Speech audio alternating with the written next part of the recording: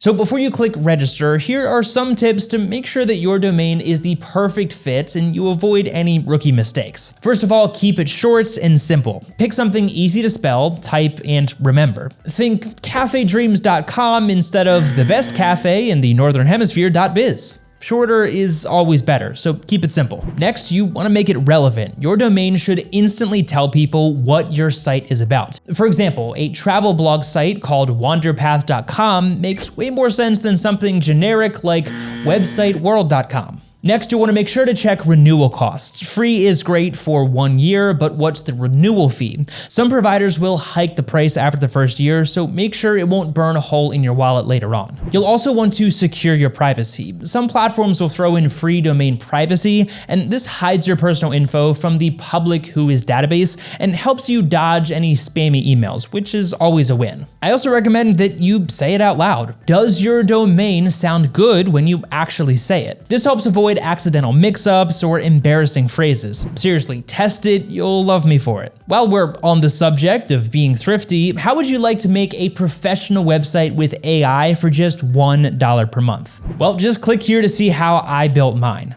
All right, let's move on to some bonus tricks to make your site truly stand out. First up is the dreaded time when your domain is not available, and this does happen a lot. The name that you want might already be taken, so don't sweat it. Try slight variations like adding a word related to your niche or using a different extension like .net or .co instead of .com. Some domains are considered premium. Basically, they're super desirable and companies charge a fortune for them. If this happens, don't force it. There are plenty of great options out there that won't break the bank. Always check how much it will cost to renew it in a year, and that little bit of upfront research could save you from a huge headache down the road. Now, sometimes connecting your domain to your website can be a little tricky. Most platforms have guides for this, but if you get stuck, reach out to their support team. They'll usually be pretty quick to help. A few providers might have limitations based on your location, so make sure that the service you choose works with your country to avoid hitting a dead end during registration. Remember that no process is 100% smooth for everyone, but these solutions should help you sidestep the most common issues. If you found this video to be helpful, hit that like button and share it with a friend who needs a website themselves.